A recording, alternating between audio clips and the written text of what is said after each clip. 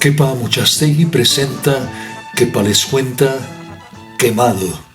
Hoy les presento el 11º episodio de Kepa les cuenta, Quemado en cuerpo y alma.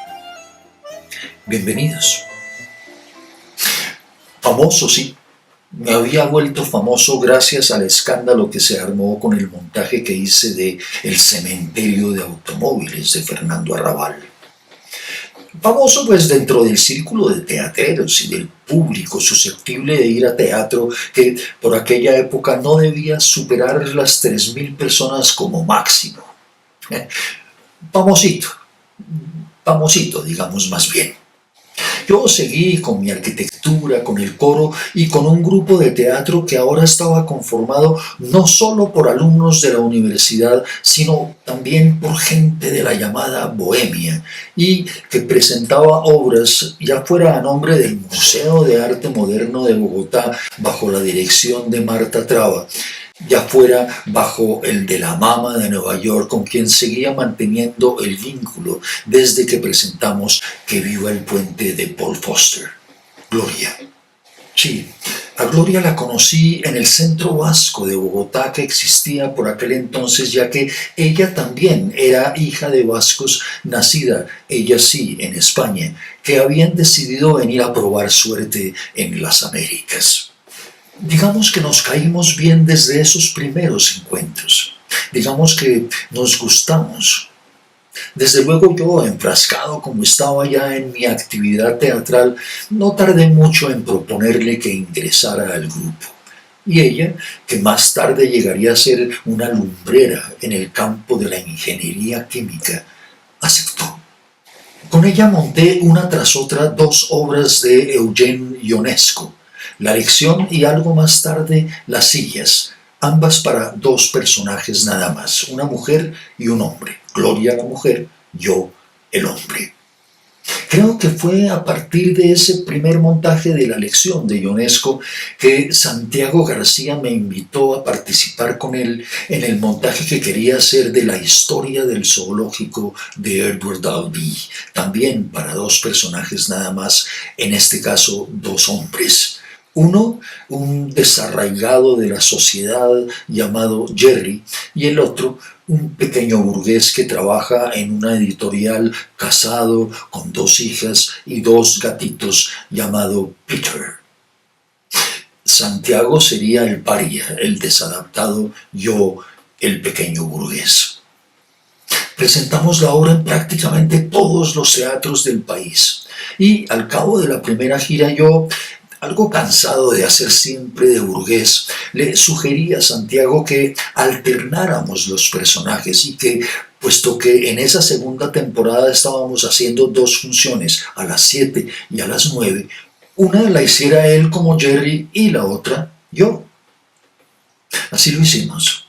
Y puedo contarles que, a pesar de que era la misma obra, con los mismos desplazamientos más o menos y las mismas intenciones delineadas por Santiago como director, resultó como si fueran 2 obras totalmente distintas, por los matices diferentes que él por su lado y yo por el mío le imprimíamos a nuestros personajes de turno. Una experiencia maravillosa y única en la que los 2 aprendimos mucho el uno del otro. Yo más de Santiago, claro está, que él de mí. Antonio Montaña, por otro lado, profesor en la Universidad del Rosario, escritor a su vez y amante del teatro, quiso montar la fiesta de aniversario de Harold Pinter y me invitó a que formara parte del elenco. Me dio el papel del malo más malo de la obra. Había otro malo, pero era bastante más bobo. Con esa obra y Las sillas de Ionesco, dirigida y actuada por mí con Gloria como pareja, participamos en el primer y último Festival de Teatro de Cámara de Bogotá, que se llevó a cabo en la sala que algo más tarde se convertiría en la Cinemateca Distrital en los altos del Teatro Colombia, hoy el Jorge Eliezer Gaitán. Era también un concurso que daba algunos premios. Invitaron como jurados a 3 hombres de teatro muy importantes del momento. Alejandro Jodorowsky, chileno pero radicado en México desde tiempo atrás, colaborador incondicional del llamado Teatro Pánico, cuya creación se le atribuyó al mismísimo Fernando Arrabal. Isaac Chocrón, escritor, y Román Chalbó, dramaturgo y director, ambos venezolanos. Ellos me otorgaron el premio al mejor actor del festival por los dos personajes que interpreté. Premio que consistía en una beca del gobierno francés para ir a estudiar en París a la llamada Universidad Internacional del Teatro de las Naciones, que había nacido como una prolongación del Festival de Teatro de las Naciones para aquellas personas, más que todo profesionales, que quisieran permanecer en la Ciudad Luz 1 o 2 años más, perfeccionando sus especialidades en el arte dramático. Allí confluían escritores, directores, actores y escenógrafos venidos de los 4 rincones de la tierra. Con Gloria nuestra relación fue madurando poco a poco hasta convertirse en algo muy parecido al amor. Pero la verdad, sin llegar a ser tan importante ni tan avasallante como para que me impidiera seguir el camino al que aparentemente ya estaba predestinado. Llegué una vez más a París el 15 de octubre de 1966, la víspera de que se iniciara mi beca, y fui directo a la casa de Isabel, una muchacha que había conocido en Bellas Artes de la Universidad en Bogotá, y que ahora vivía recibiendo y dando clases de arte en su lujoso apartamento de la avenida Montparnasse, que tenía sala, comedor, alcoba y baño en la planta baja y el estudio de Isabel en un mezanín de madera encima de la sala comedor.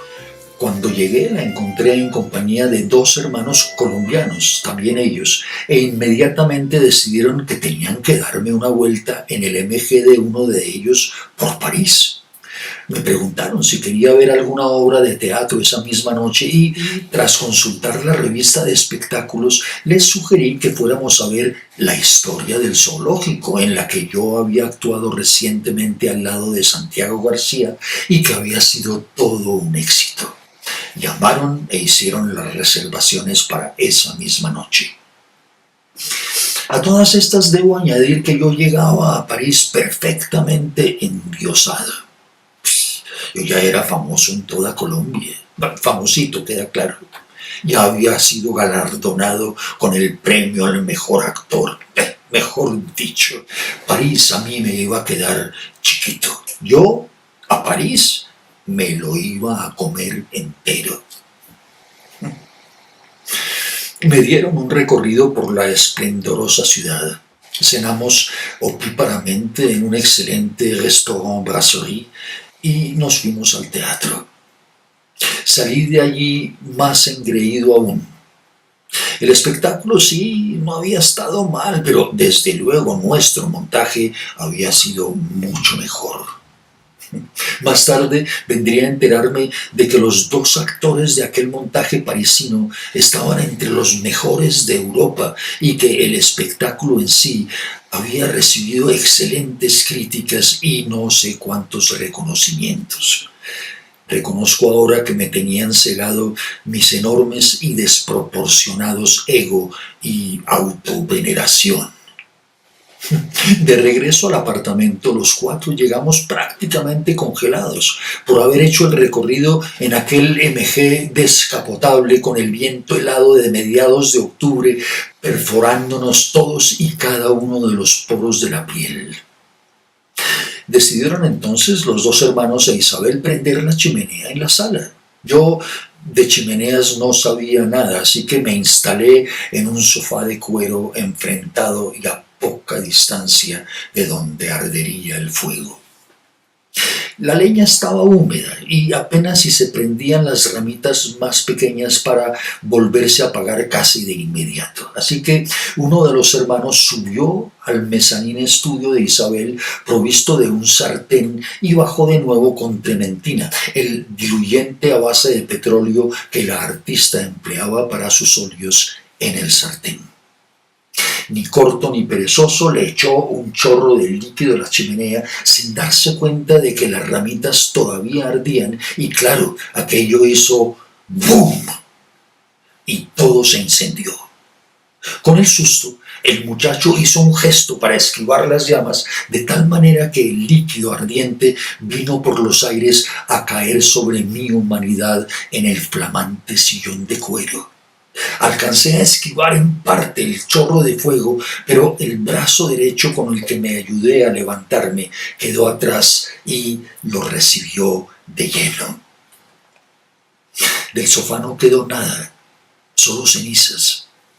Me apagué a mí mismo como pude, primero con mi propio cuerpo, después con el tapete persa que encontré en el piso, con el cual también me arrojé sobre la chimenea y apagué lo que allí ardía, pensando en que si no hacía nada, el mezanín de madera iba a arder y con él el apartamento y hasta el edificio entero. Fueron segundos que parecieron una eternidad.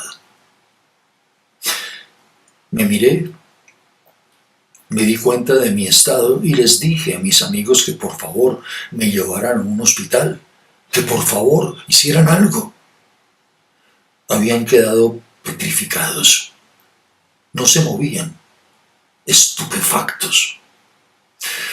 Cogí entonces las llaves del MG, bajé de 4 en 4 las escaleras, salí, me subí al MG y como pude, usando solo la mano izquierda, arranqué.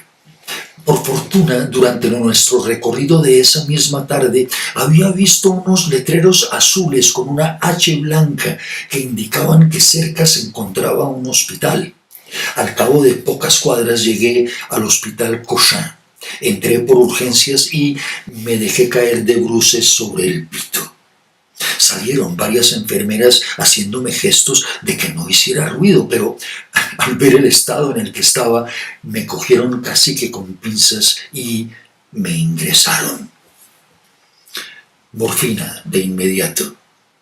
Un par de cortes despiadados que apenas si sentí a lo largo de mi antebrazo para reducir la severa inflamación que ya se había producido y, sin más espera, al pabellón de quemados.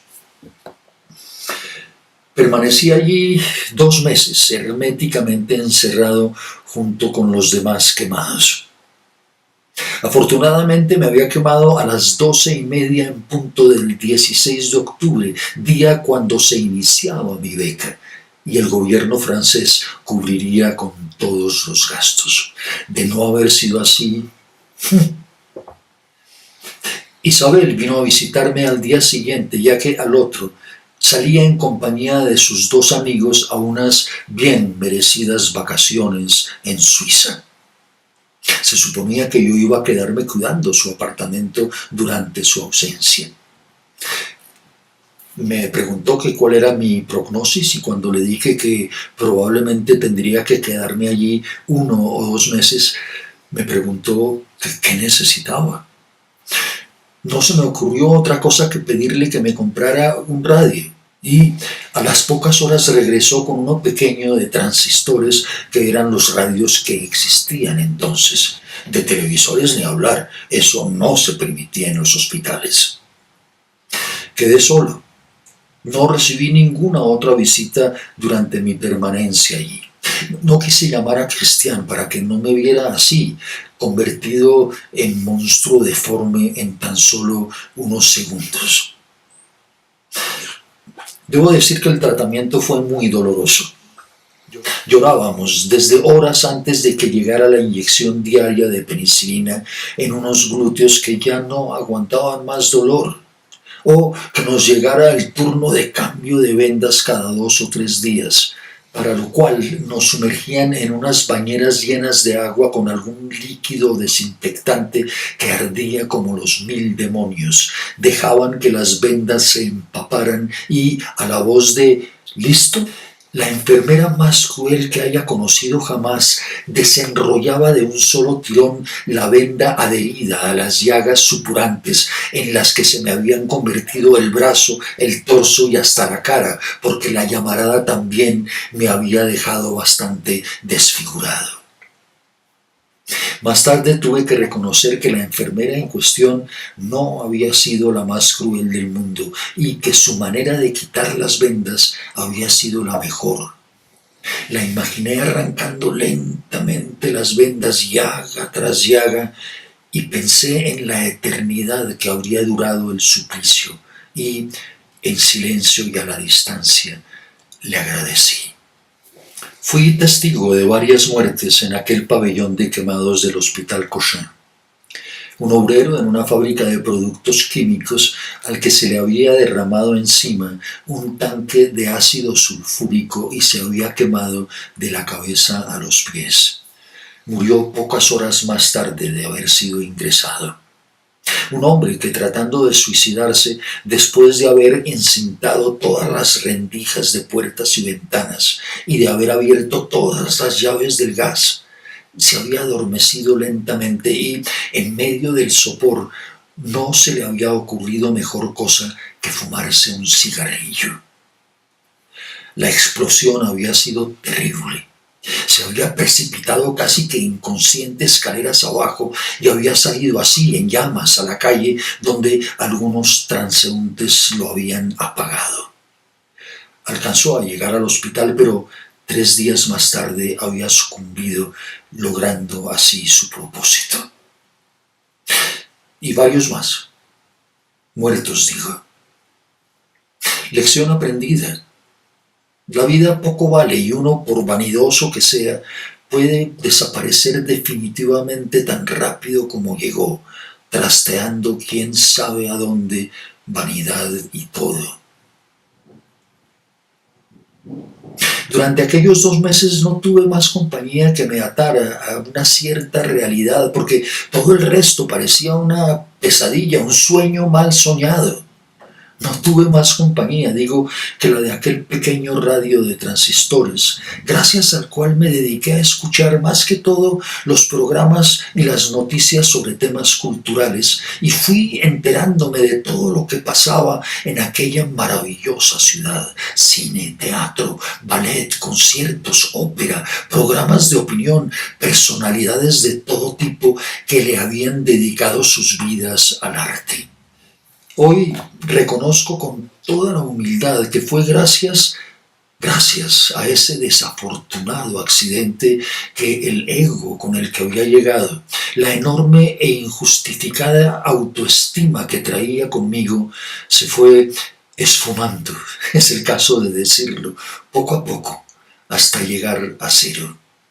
De tal manera que cuando por fin salí del encierro y me presenté en la Universidad Internacional del Teatro de las Naciones, llegué dispuesto desde muy abajo, ignorante de mí, a aprender todo lo que pudiera.